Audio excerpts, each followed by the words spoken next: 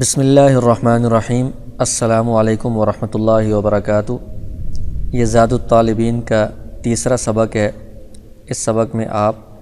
حدیث نمبر 11 سے حدیث نمبر 25 تک یہ احادیث پڑھیں گے۔ تو ہم شروع کرتے ہیں۔ حدیث نمبر 11 ہے البادئ بالسلام بریء من الکبر۔ تو ایک تو اس میں عبارت پر اعراب لگائے جاتے ہیں، دوسرا ترجمہ ہوتا ہے، تیسرا لغوی اور صرفی تحقیق، چوتھا نحوی ترکیب اور پانچواں اس کی تشریح ہوتی ہے۔ تو اس کے اعراب اس طرح ہوں گے: البادئ بالسلام بریء من الکبر۔ ترجمہ یہ ہے کہ پہل کرنے والا سلام میں بری ہوتا ہے تکبر سے، اور البادی یہ بدأ یبدأ فتح یفتح سے یہ اسم فاعل کا صیغہ ہے، پہل کرنے والا، اور بریء یہ بریء یبرأ باب سمع یسمع سے صفت مشبہ کا صیغہ ہے، بری ہونے والا۔ کبر یہ کبر یکبر کا مطلب ہوتا ہے بڑا ہونا، بڑا سمجھنا، اس سے یہ لفظ ہے، معنی ہے تکبر۔ اور اس کی ترکیب اس طرح ہوگی: البادئ صیغہ اسم فاعل ہے، با حرف جر، السلامی مجرور، جار مجرور یہ صیغہ اسم فاعل کے متعلق، صیغہ اسم فاعل اپنے متعلق سے مل کر یہ مبتدا۔ بریء صیغہ صفت مشبہ ہے، من حرف جر، الکبر مجرور، جار مجرور یہ صفت مشبہ کے متعلق۔ بریء صیغہ صفت مشبہ اپنے متعلق سے مل کر یہ خبر، مبتدا خبر سے مل کر جملہ اسمیہ خبریہ ہوگا۔ تو اس کی تشریح یہ ہے کہ جو بندہ سلام میں پہل کرتا ہے تو وہ تکبر سے بری ہوتا ہے، یعنی اس کے دل میں تکبر نہیں ہوتا، اپنے آپ کو وہ عاجز سمجھ رہا ہوتا ہے، دوسروں کو معزز سمجھتا ہے، بڑا سمجھتا ہے، اس لیے وہ دوسروں کو سلام میں پہل کرتا ہے۔ اس کے مقابلے میں جس کے دل میں تکبر ہو تو وہ دوسروں کو خاطر میں نہیں لاتا، وہ یہ کہتا ہے کہ دوسرے لوگ مجھے آ کر سلام کریں، میں سلام کروں گا تو اس میں میری کچھ توہین ہو جائے گی، اس طرح وہ سمجھتا ہے تکبر والا۔ تو سلام میں پہل کرنے والے میں تکبر نہیں ہوتا۔ یا دوسرا معنی یہ بھی ہے کہ جو بندہ سلام میں پہل کرتا ہے اللہ تعالیٰ اس کو تکبر سے دور کر دیتے ہیں، بری کر دیتے ہیں۔ تو جو دو بندے برابر کے ہوں، ایک ہی حالت میں ہوں، تو اس میں ہر ایک کو چاہیے کہ وہ سلام میں پہل کرے۔ ویسے یہ ترتیب ہے کہ اگر ایک بندہ چل رہا ہے اور کچھ لوگ بیٹھے ہیں، ان کے پاس سے گزر رہا ہے، تو چلنے والا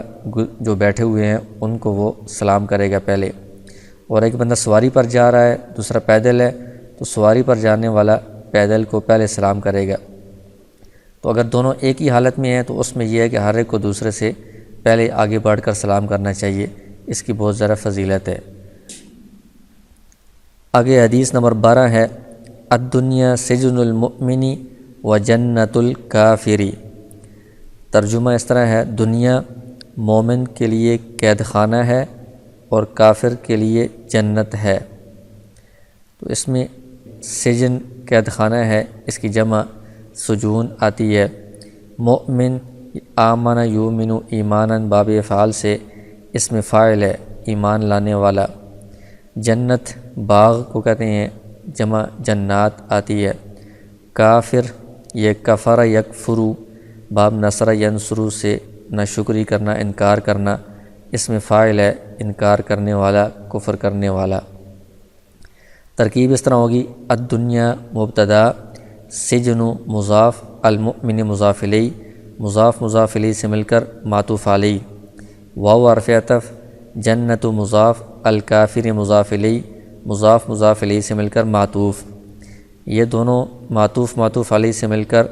خبر ہیں الدنیا مبتدا کے لیے، مبتدا خبر سے مل کر جملہ اسمیہ خبریہ ہوا۔ اور اس کی تشریح یہ ہے کہ دنیا مومن کے لیے قید خانے کی طرح ہے، جس طرح قید خانے میں بندہ اپنی مرضی کی زندگی نہیں گزارتا بلکہ اس کو اصولوں کی پابندی کرنی پڑتی ہے، اس طرح مومن کے لیے دنیا میں اپنی مرضی کی خواہشات والی زندگی نہیں ہوتی بلکہ اس کو اللہ کے احکام کی پابندی کرنی پڑتی ہے۔ اور اس کے مقابلے میں کافر کے لیے جنت ہے، جس طرح جنت میں کوئی پابندیاں نہیں ہوں گی، کوئی احکام وغیرہ نہیں ہوں گے اور بندہ اپنی خواہش میں جو کچھ چاہے گا کرے گا، اس طرح کافر دنیا میں اللہ کے احکامات کی پابندی نہیں کرتا، جس طرح اس کا جی چاہتا ہے وہ کرتا ہے، اس لیے کافروں کے لیے دنیا جنت کی طرح ہے۔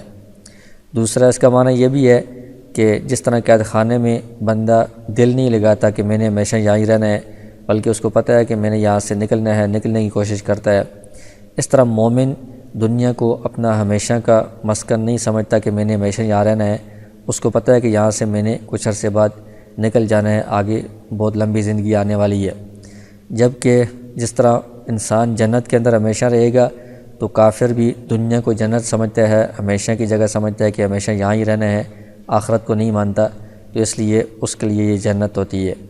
تو مقصود یہی ہے کہ ایمان والوں کو دنیا میں دل نہیں لگانا چاہیے، دنیا کو ہی ہمیشہ رہنے کی جگہ نہیں سمجھنا چاہیے، بلکہ اس میں اللہ کے احکامات کی، اللہ کے اور دین کے اصولوں کی پابندی کرنی چاہیے اور آخرت کی تیاری کرتے رہنا چاہیے۔ آگے حدیث نمبر 13 ہے، السواک مطہرۃ للفم ومرضات للرب۔ مسواک پاکی کا ذریعہ ہے منہ کے لیے اور رضا کا ذریعہ ہے رب کے لیے،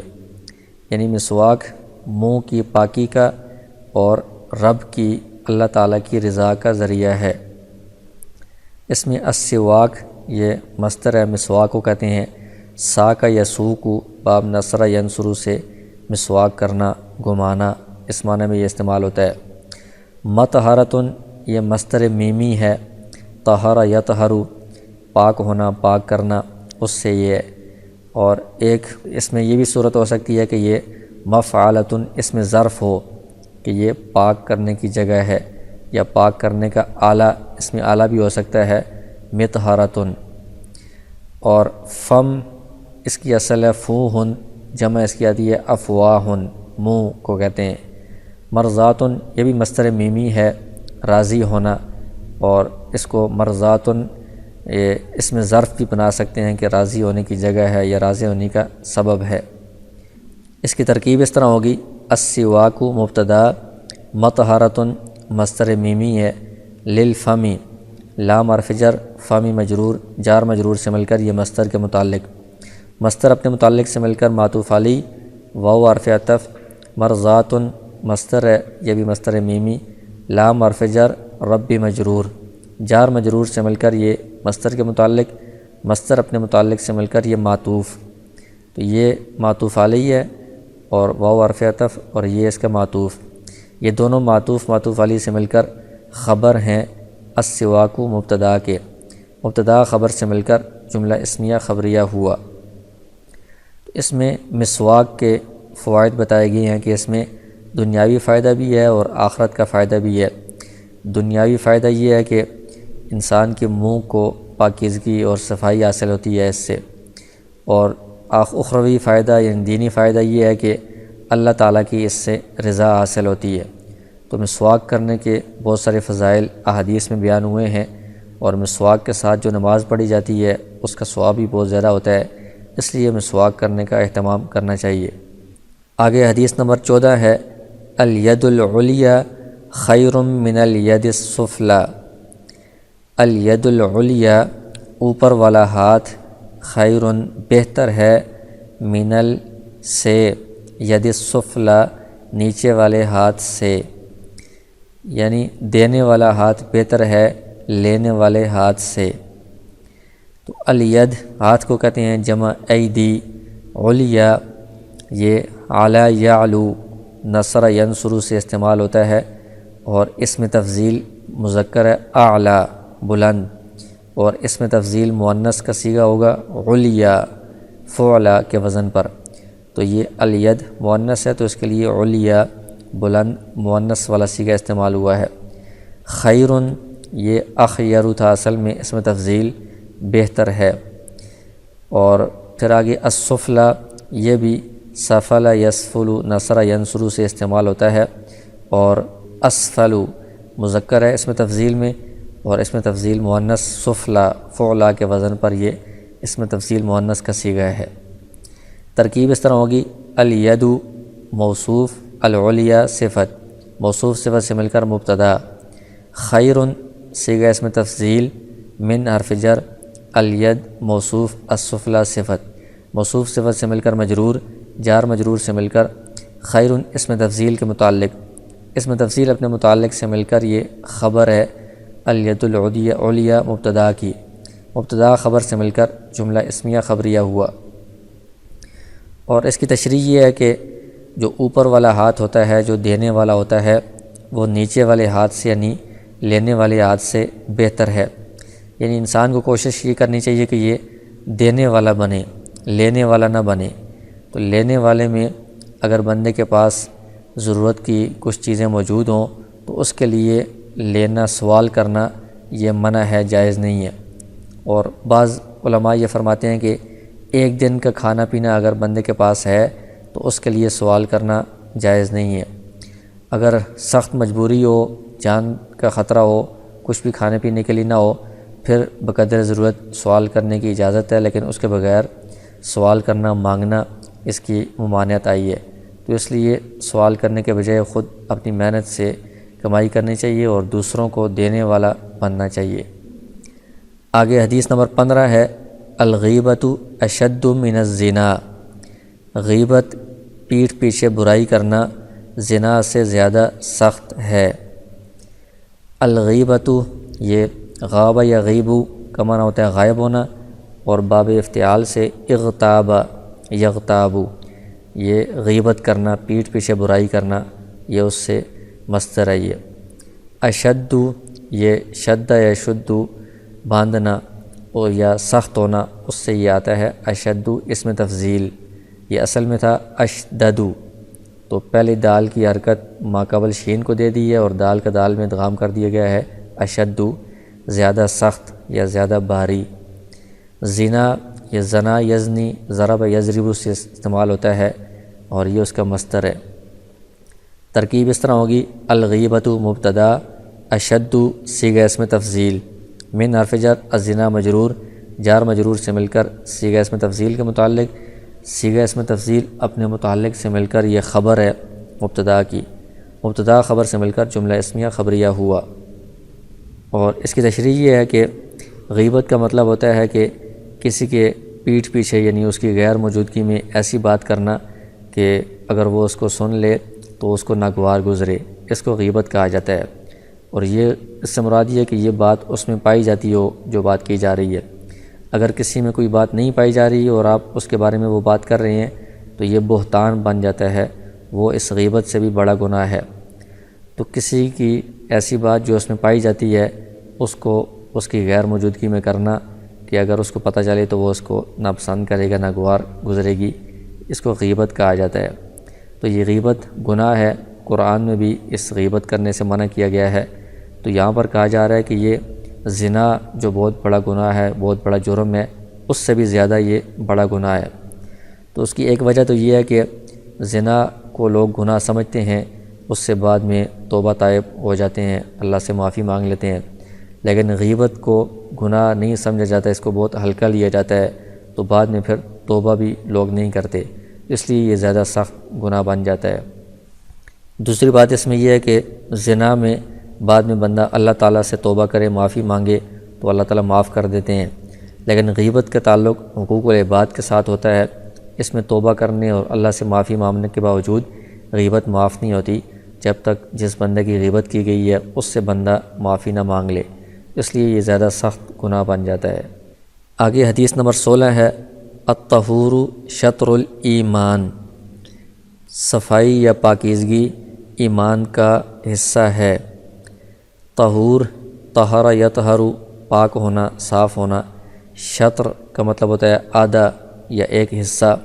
ایمان آمن یومن ایمان مصدر ہے، ایمان لانا، یقین کرنا۔ اس کی ترکیب اس طرح ہوگی الطہور مبتدا، شطر مضاف، الایمانی مضاف الیہ، مضاف مضاف الیہ سے مل کر خبر، مبتدا خبر سے مل کر جملہ اسمیہ خبریہ ہوا۔ تو اس کی تشریح یہ ہے کہ اپنے آپ کو پاک صاف رکھنا،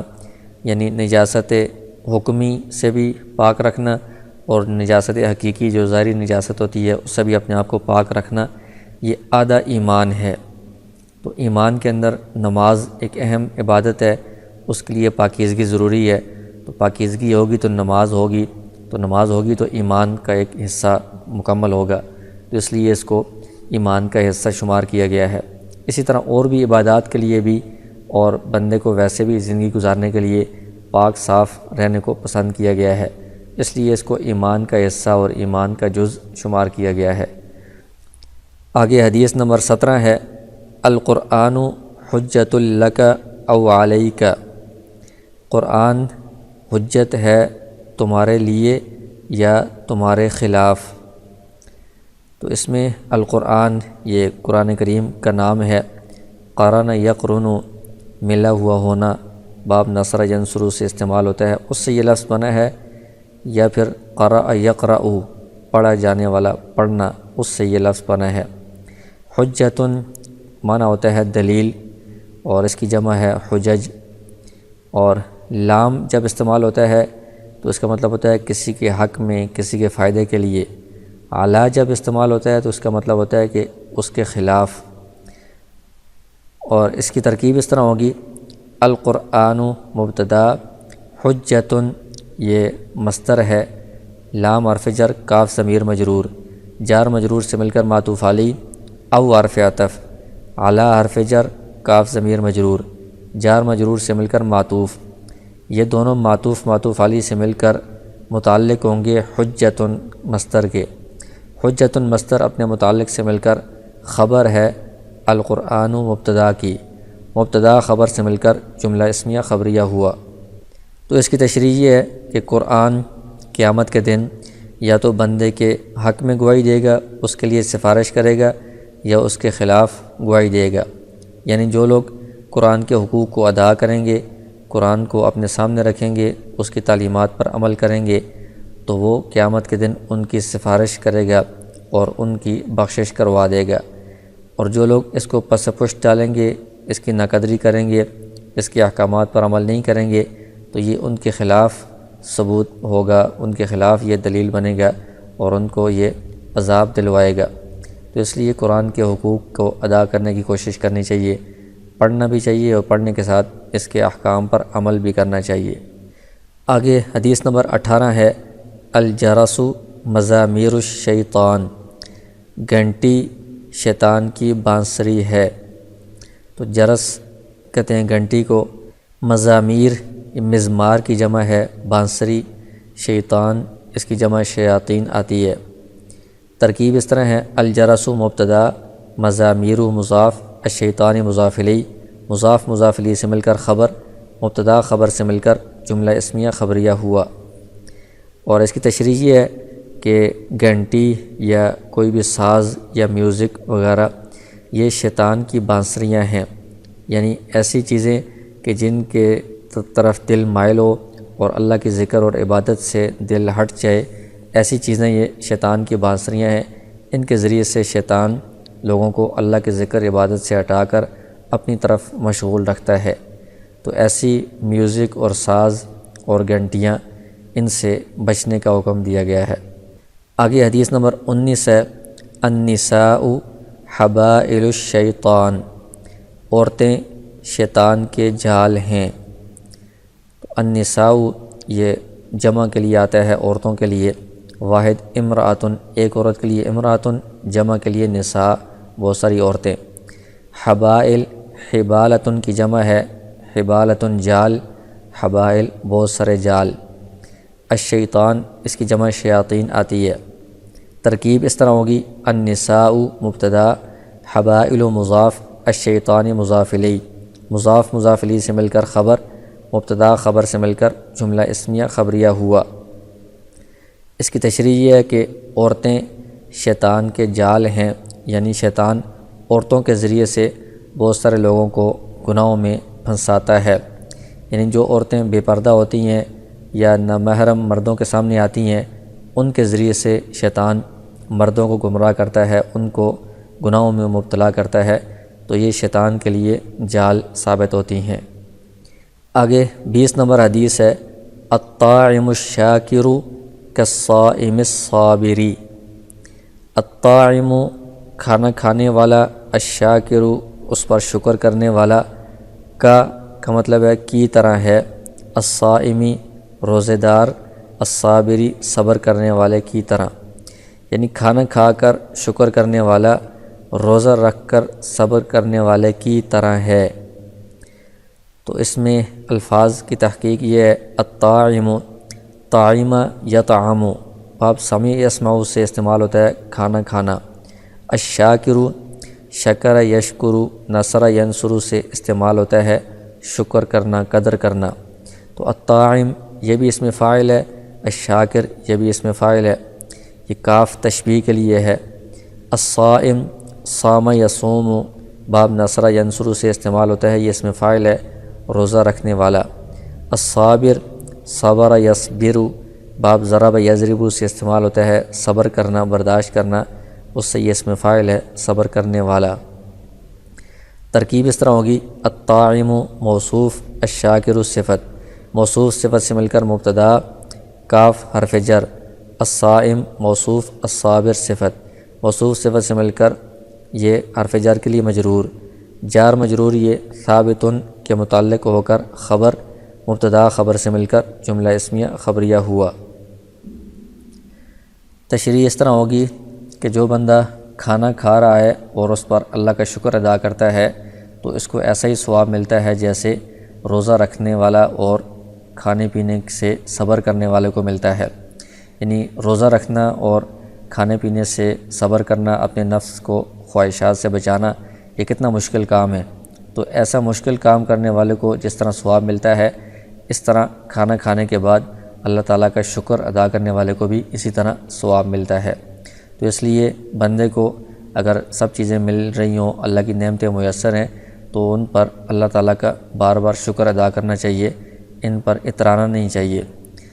آگے حدیث نمبر 21 ہے، الاقتصاد فی النفقۃ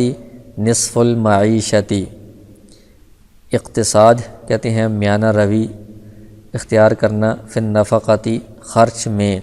نصف المعیشتی آدھی معیشت ہے، خرچ میں میانہ روی اختیار کرنا آدھی معیشت ہے یا آدھی آمدن ہے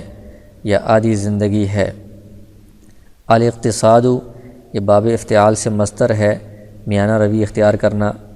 اور النفقہ اس کی جمع ہے نفقات، انفق ینفق انفاق کا معنی ہوتا ہے خرچ کرنا،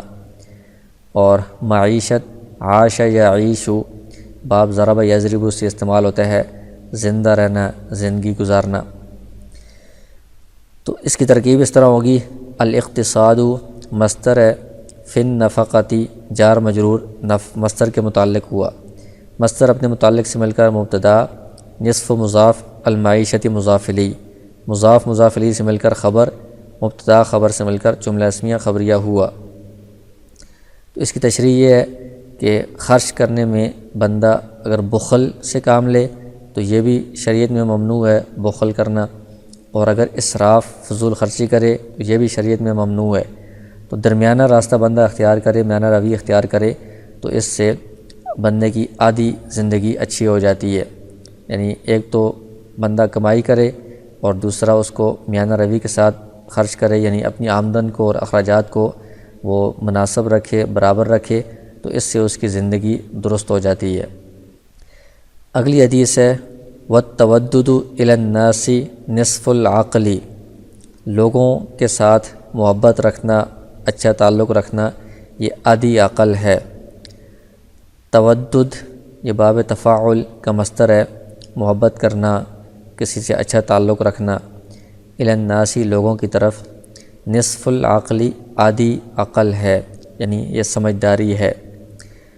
اور اس کی ترکیب اس طرح ہے، التودد مصدر ہے، إِلَى النَّاسِ جار مجرور مصدر کے متعلق ہوگا، مصدر اپنے متعلق سے مل کر مبتدا، نصف المضاف عقلی مضاف الیہ، مضاف مضاف الیہ سے مل کر خبر، مبتدا خبر سے مل کر جملہ اسمیہ خبریہ ہوا۔ اور اس کی تشریح یہ ہے کہ لوگوں کے ساتھ بندہ محبت کے ساتھ رہے، اتفاق کے ساتھ رہے، ان کے ساتھ اچھا تعلق بنا کر رہے، تو یہ بڑی سمجھداری کی بات ہے، اس میں بندے کے سارے کام درست چلتے رہتے ہیں۔ اگر لوگوں سے دشمنیاں رکھیں گے، ان سے الگ تھلگ رہیں گے، تو پھر زندگی بہت مشکل ہو جائے گی، تو یہ بیوقوفی اور ناسمجھی کی بات ہوگی۔ تو اس لیے سب لوگوں کے ساتھ اچھا سلوک کرنا چاہیے، اچھے تعلق کے ساتھ رہنا چاہیے۔ اگلی حدیث ہے التائب من الذنب کمن لا ذنب لہ۔ التائب توبہ کرنے والا، من الذنب گناہ سے، کمن اس شخص کی طرح ہے، لا ذنب لہ جس کا گناہ ہو ہی نہ، یعنی گناہ سے توبہ کرنے والا ایسا ہے جیسے اس کا گناہ تھا ہی نہیں۔ التائب یہ تاب یتوب، یہ باب نصر ینصر سے استعمال ہوتا ہے توبہ کرنا، اس سے اسم فاعل ہے، اور ذنب اسم ہے، اس کی جمع ذنوب آتی ہے، گناہ، اور اس کی ترکیب اس طرح ہوگی التائب صیغہ اسم فاعل ہے، من الذنب جار مجرور صیغہ اسم فاعل کے متعلق، یہ صیغہ اسم فاعل اپنے متعلق سے مل کر مبتدا، کاف حرف جر، من اسم موصول، لا لائن فی جنس ہے، ذنب اس لا کا اسم ہے، لہو جار مجرور یہ موجود صیغہ اسم مفعول کے متعلق ہوگا، موجود اپنے متعلق سے مل کر لا نفی جنس کی خبر، لا نفی جنس اپنے اسم اور خبر سے مل کر یہ من اسم موصول کے لیے صلہ، موصول صلہ سے مل کر یہ کاف حرف جار کے لیے مجرور، جار مجرور سے مل کر یہ ثابتن کے متعلق ہو کر خبر بنے گی اس مبتدا کی، مبتدا خبر سے مل کر جملہ اسمیہ خبریہ ہوا۔ اس کی تشریح یہ ہے کہ ایک بندے سے گناہ ہو جاتا ہے تو گناہ کے بعد اس کو سچے دل سے توبہ کر لینی چاہیے، اللہ تعالیٰ سے معافی مانگنی چاہیے۔ جو بندہ توبہ کرتا ہے، اللہ تعالیٰ سے سچے دل سے معافی مانگتا ہے تو اللہ تعالیٰ اس کے گناہوں کو ایسے مٹا دیتے ہیں، ایسے معاف کر دیتے ہیں جیسے اس کے اوپر گناہ تھے ہی نہیں، یعنی سچے دل سے توبہ کرنے کے بعد بندہ ایسے ہو جاتا ہے جیسے بچہ جو پیدا ہوتا ہے اس پر کوئی گناہ نہیں ہوتا، اس طرح بندے کی حالت ہو جاتی ہے۔ تو جو سچی توبہ ہے اس کو توبۃ النصوح بھی کہا جاتا ہے، اس میں 3 چیزیں ہوتی ہیں۔ ایک تو یہ کہ جو گناہ بندے سے ہوا ہے اس پر ندامت ہونی چاہیے، بندے کو شرمندگی ہونی چاہیے،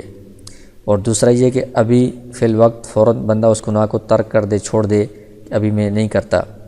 اور تیسرا یہ کہ آئندہ بندہ پکا عزم کرے کہ آئندہ میں یہ گناہ بالکل نہیں کروں گا، اس کے قریب بھی نہیں جاؤں گا۔ تو یہ 3 چیزیں پائی جائیں تو یہ توبہ سچی توبہ ہوتی ہے، اس پر اللہ تعالیٰ گناہوں کو بالکل مٹا دیتے ہیں۔ آگے 24 نمبر حدیث ہے الکیس من دان نفسہ وعمل لما بعد الموت والعاجز من اتبع نفسہ ہواها وتمنى علی اللہ۔ ترجمہ اس طرح ہے الکیس عقل مند،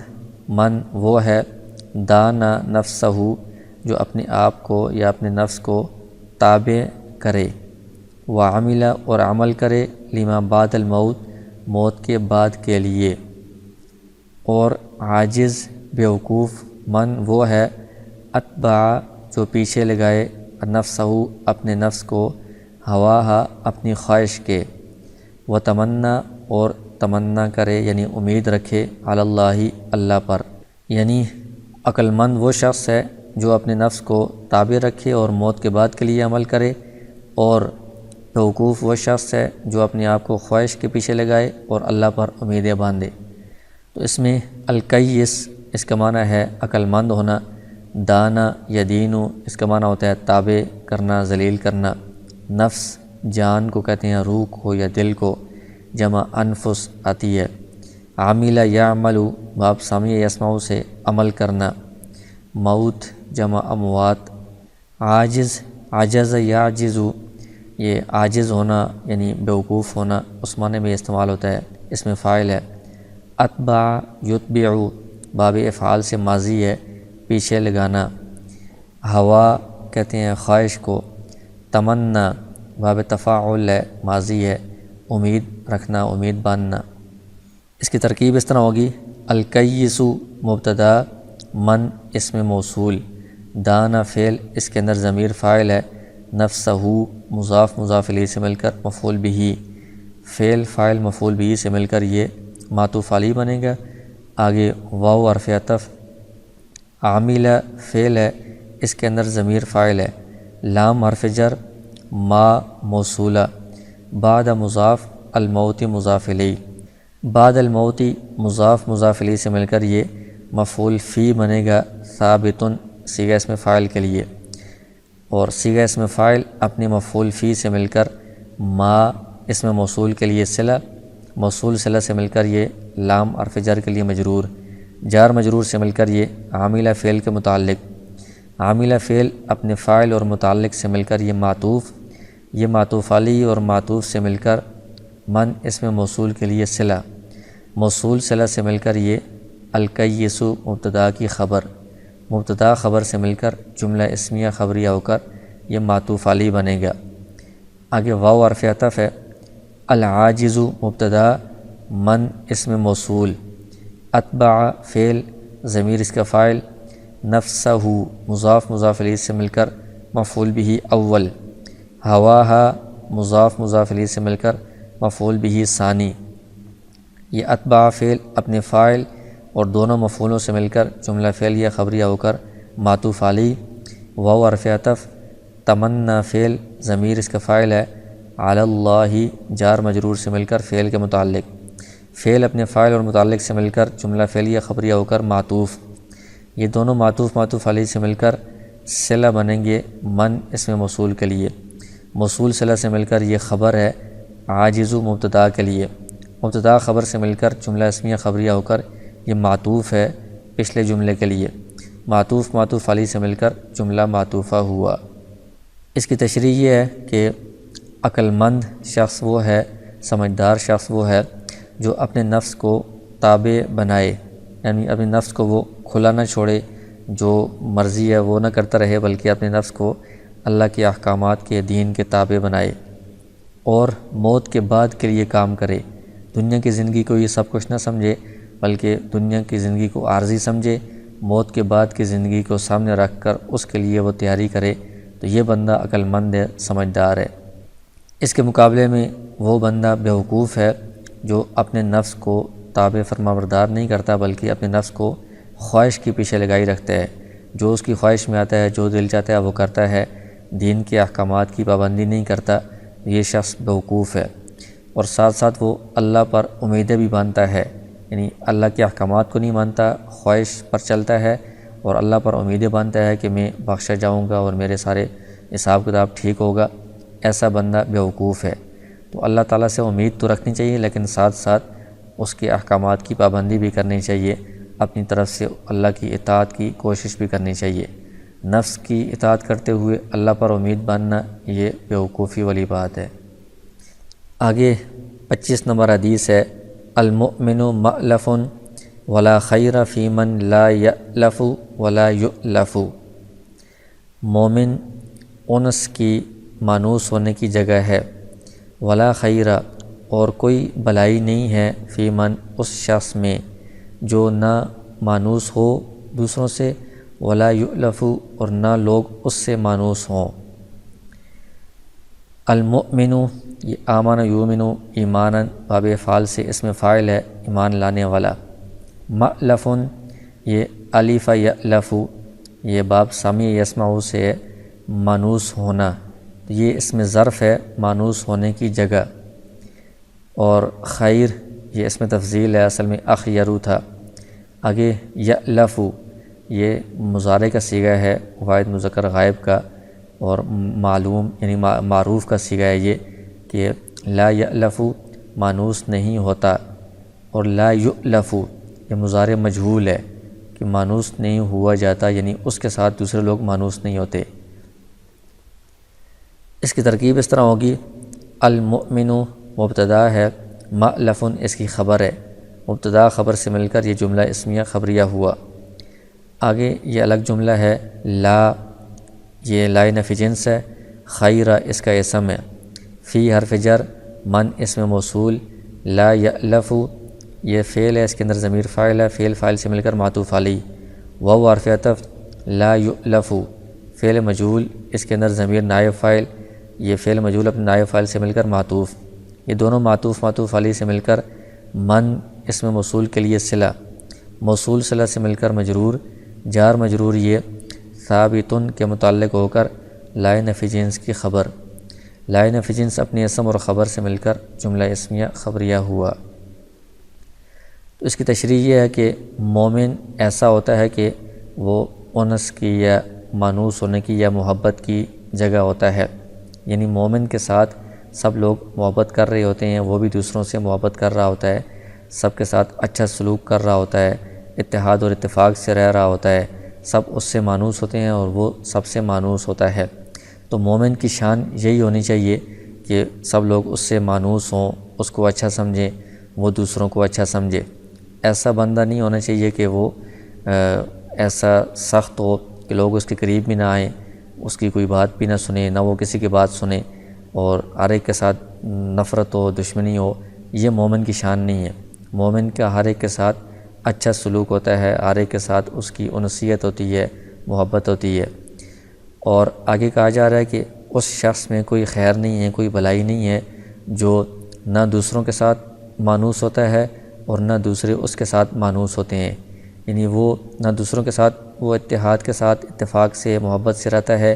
نہ دوسرے اس کے ساتھ محبت کر سکتے ہیں، اتحاد رکھ سکتے ہیں، اس کے ساتھ چل سکتے ہیں۔ یعنی اس کا مزاج ایسا ہے کہ نہ وہ خود دوسروں کے ساتھ اچھا سلوک کرتا ہے، دوسرے اس کے ساتھ اگر اچھا سلوک کریں تو وہ ان کو بھی قبول نہیں کرتا۔ تو ایسا بندہ مومن کی یہ شان نہیں ہے، ایسے بندے میں کوئی خیر اور بھلائی نہیں ہوتی۔ تو مومن کو ایسا ہونا چاہیے کہ ہر ایک کے ساتھ وہ اچھے سلوک کے ساتھ رہے، دوسرے لوگ بھی اس سے اچھا سلوک کریں، وہ خود بھی دوسروں کے ساتھ اچھا سلوک کرے، وہ خود بھی مانوس ہو دوسروں کے ساتھ، دوسرے اس کے ساتھ مانوس ہوں۔ تو ایسا شخص یہ مومن ہوتا ہے، یہ مومن کی صفات ہیں۔